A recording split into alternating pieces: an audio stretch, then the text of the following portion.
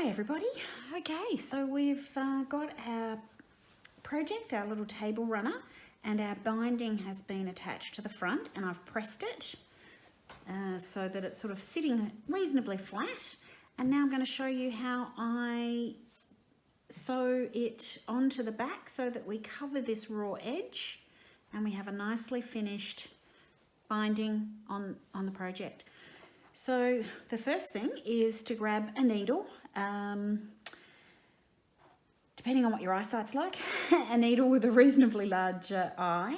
I find that, let me just pop that needle down. I find that when you get your thread, if you take a nice sharp pair of scissors and cut your thread on a slight angle, it does help a little bit. Sometimes I do moisten the end, though people tell me that I really shouldn't because it actually makes the fibres bigger and harder to fit through. But, you know, we do things that the way we're taught or we're used to. So we'll thread that and don't want to pull off a horrendously long piece of thread. The sort of guide is the distance between your elbow to your hand.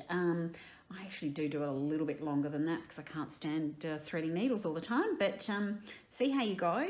And you need to then put a knot in the end of your thread. Okay, so once we've got that sorted, I'm just going to pop that in my little holder over there, and we need to start work on how we're going to hold the binding in place while we sew it.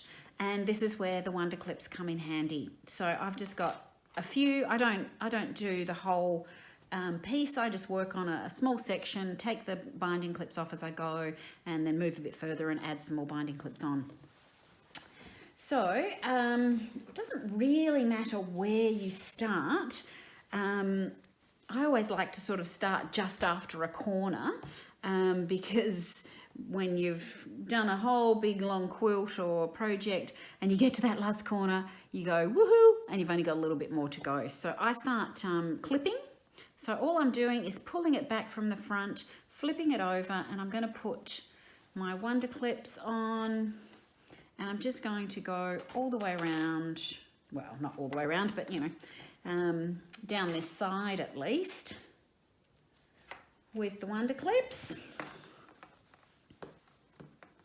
And what we're trying to do is making sure that we cover the seam of where we sewed the binding on the front. So the size of the binding that I gave you the other day in the other video should cover that quite nicely. There we go. Now, when you get to the corner, just flip it up, and we're sort of doing the same thing as we did when we were actually putting the binding on the front, but kind of in reverse. So we're making sure that that's folded all the way down. It automatically gives us this little angle here, and we're then going to, just flip my thing around a bit, we're then going to do that little fold to turn it around the corner. I'll just bring that up a bit closer. I'll put one more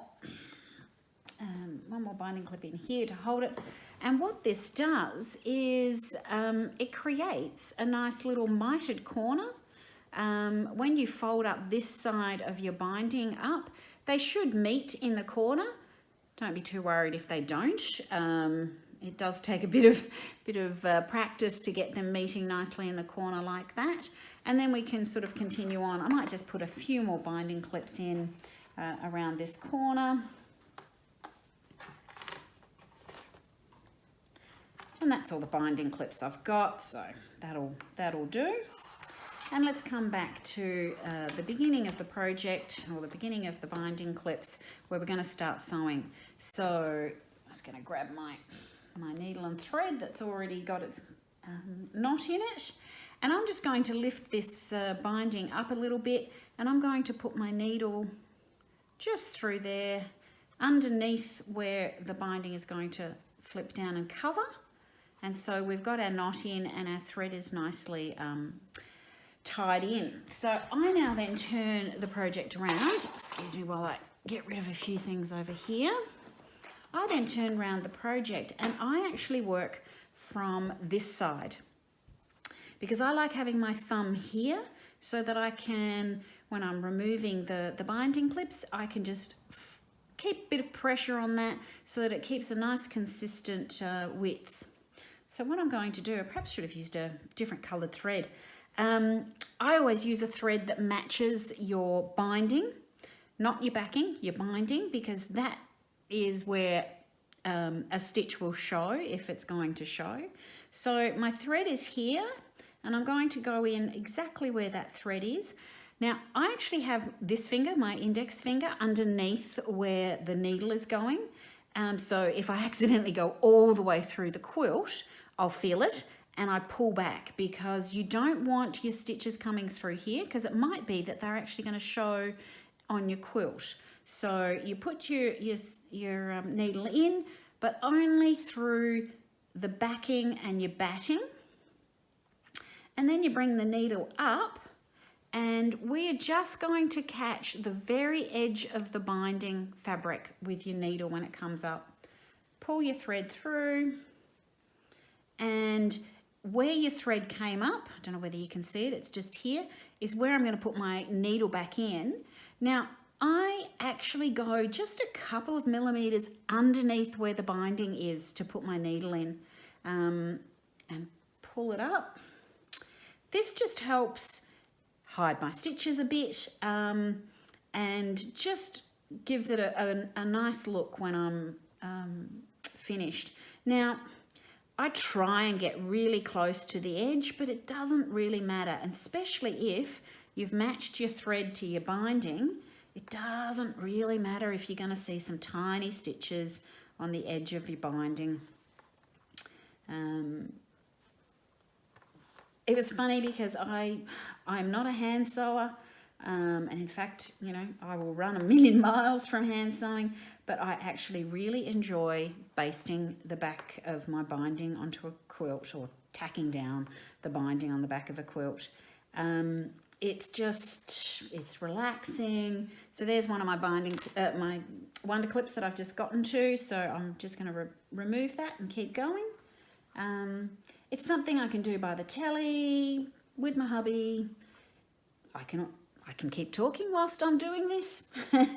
So it's an enjoyable thing to do that I can do with others, you know, of an evening. Have a good light on though so that you can see what you're doing, especially as, you know, I'm doing here. It's dark thread on a dark binding. The other thing that you need to be wary of, depending on what type of thread you have, is your thread can get knotted quite easily. And this is why they recommend not doing a really, really long piece of thread, because the longer it is, the more knotted and turned and curled it can get. I don't know whether you're noticing, I pick up that thread with this other finger, and that's just to put a little bit of pressure on my thread here so that when I'm pulling it through, I then let go. It just helps that last bit, because it always seems to be in the last pull through that the thread sort of gets and it curls onto itself and makes a little knot and causes you some problems. So I have just gotten into the habit of doing that. That might be a bit hard when you first start, but see how you go. The other thing too is to use some thread conditioner, and this is usually got a beeswax base to it, and you actually just pull your thread through as you're getting it ready to start work, and it just gives a bit of not quite slipperiness, but a bit of a soft feel to your thread, so a bit less knotting. The other thing too, as you pull up, just turn your needle a quarter of a turn in your fingers before the next stitch, and that just helps to stop it from curling up on itself, because obviously your thread comes on a spool, and you know, as you pull it off your spool, there is sort of a bit of a curl that has been introduced to your thread. So just doing that little turn just makes it a bit easier. Okay, I'm just going to go and do a little bit more so I can get to the corner, and I'll show you what we do on a corner. Okay, so here we are, we're getting very close to the corner. I've just been sewing along, as I mentioned. Now, what we're going to try and do as we come up to this corner is put your needle in as per usual, but we're actually going to come up right in that corner and get both the binding that's this way and the binding that's that way, right in that corner. Come up through all the different layers. And once you've got them a stitch through there, you can take your binding clip off. And I like to actually sew this little flap down here. So I actually do the same stitch, but it's kind of coming towards me instead of going away from me. But just to stitch down that little flap that comes out to form the mitre, just about 3 stitches. And then I turn around and put my needle in and let it come out back in that corner. So I'm putting it in here, going all the way through, not showing on the other side obviously, but coming out then in that corner, nice tight. And then we can continue on doing exactly as we were doing on the first side. In at where your thread comes out, go in and under, come out on top of the binding, under.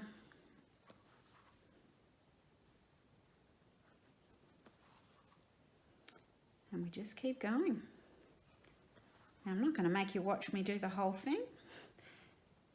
What I will show you though, so when your thread runs out, or you're getting very close to running out, I've still got heaps, but I'll show you what to do. So instead of putting your needle in and coming out, you know, an inch, a quarter of an inch further down, we're actually going to come in where your thread's coming out, but then come straight up or as close as possible to make a very small stitch. And we're not going to pull the thread all the way through. Remember how I have my finger through it? I actually then put my needle through that loop, and we're going to make a little knot. So we've now knotted off our thread. And what I then come and do is come and put my needle in and come out through in the middle of the binding. And that's where I'm going to trim my thread.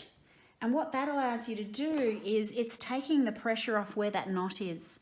If we just left the knot out there and didn't put the tail through and hide it under here, the wear and tear on the binding and your quilt and washing it, etc., puts a little bit too much pressure on that knot. So I like to do that. And then you start again with some new thread. I'll just put a knot in the bottom of this one.